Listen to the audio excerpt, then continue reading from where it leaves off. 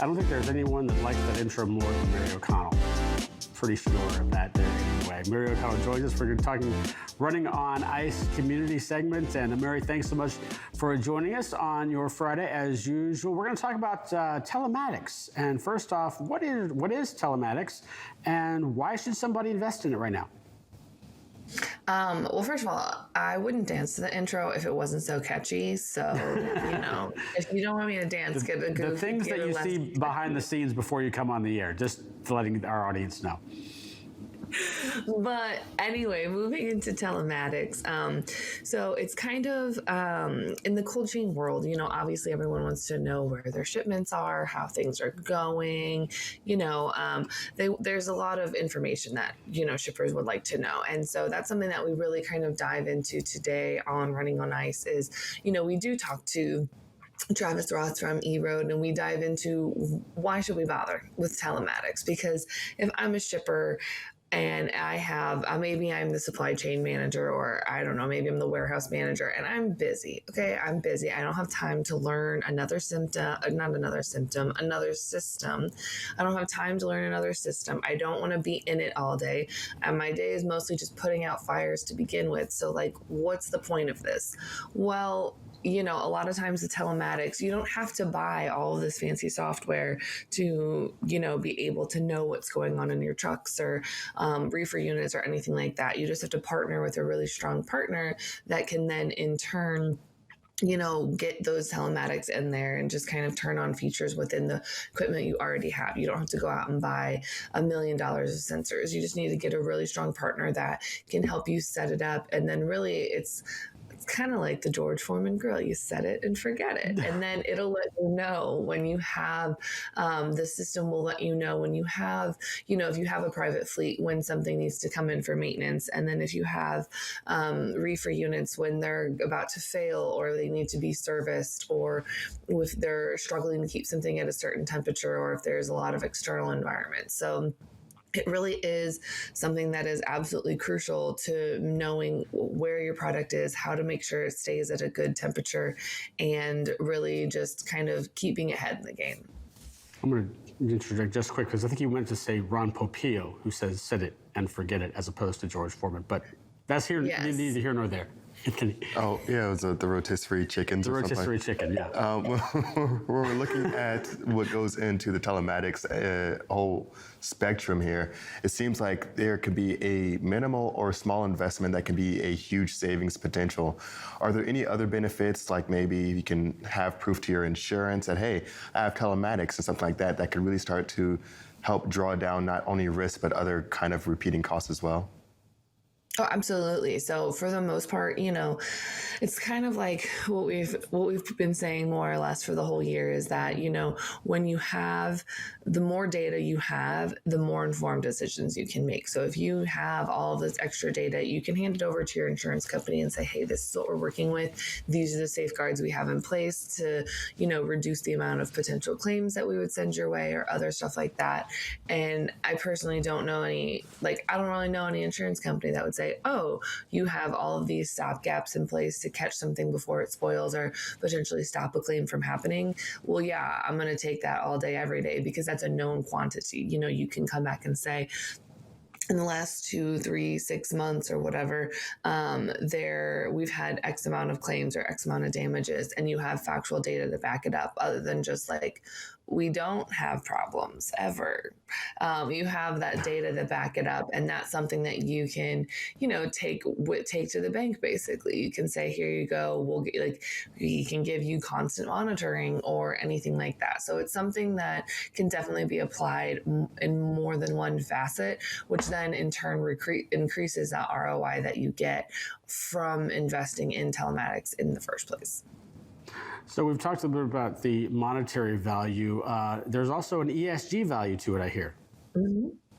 Absolutely. So a lot of shippers, especially in the cold chain, are really focusing on their carbon footprints, some of those environmental and social governance policies. So a lot of people are really focusing on reducing their carbon footprint and also reducing the amount of energy that they consume, because cold chain has to stay cold, so it uses a lot more energy to keep all the products cold in the warehouses. So whether that's, being able to have robotics in the warehouse that are completely lights off warehouse until somebody steps in, or whether it's just being able to find new ways of insulation, meaning I don't have to run my cooler at at max capacity every day. So it's something really like that, where if I know how things are performing, I know when something's going to break, so that way I can hopefully service it before it goes out, and that means that I don't have to kick up my energy bill by having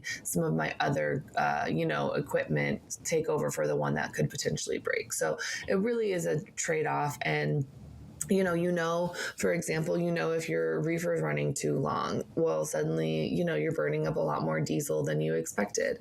And I know when my trucks are running low. If I have a fleet, I know exactly where my trucks are, how many miles they're running, and everything like that. So it really is helpful to at least help you get that benchmark, that baseline of what your carbon output and what your carbon footprint is. It is absolutely instrumental in helping that. And then it kind of lets you figure out how you can improve from there. And when I think of telematics, I think it kind of similar to reefer, because when I think of reefer, I think of all the different use cases, not just keeping something cold, but a temperature controlled when it's cold outside potentially.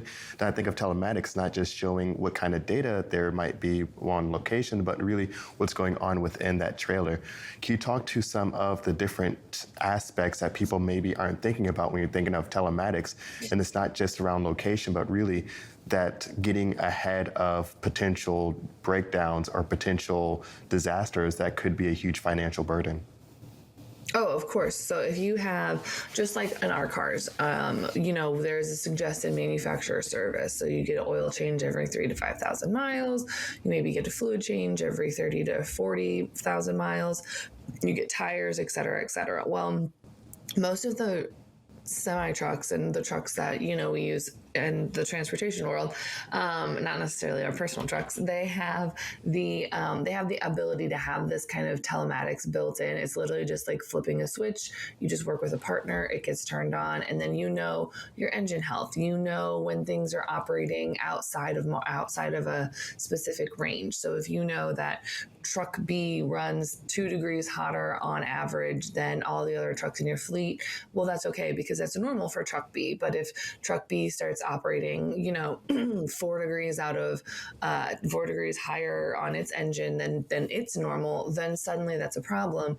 And maybe we need to look at that next time that truck's near the shop. It might not be time for its service yet, but it's something that we need to look at. And so a lot of these telematics softwares, they will say, hey, this is a problem. You need to work on it right now. Like they'll have alerts and varying ranges of severity. So if you know that truck B, is probably going to have its oil change, and there's a handful of other things that could potentially cause it to fall out of service, but they're kind of medium alerts right now while it's driving, it's having a load that ends within 100 miles of here.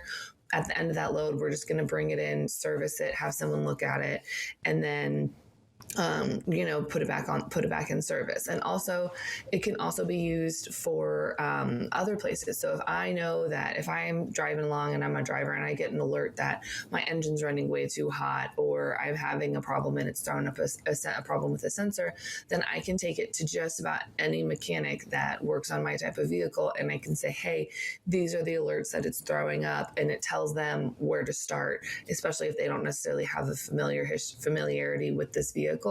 It cuts down on the amount of, the potentially it being out of service if it's at a shop in the middle of Iowa or something like that. Of course, Running on Ice airs later today here on live.freightwaves.com. When does the newsletter come out? Newsletter comes out also at 2:00 today. So basically it's watch the show, read the newsletter, or read the newsletter and then watch the show, for whatever you want to do. But it's a good one. We break down telematics and really knowing when you can get the return on investment from implementing this technology. Awesome, Mary. Got the coolest show on FreightWaves TV. Thanks so much for joining us this morning. We'll be sure to follow up with you. Thanks, guys.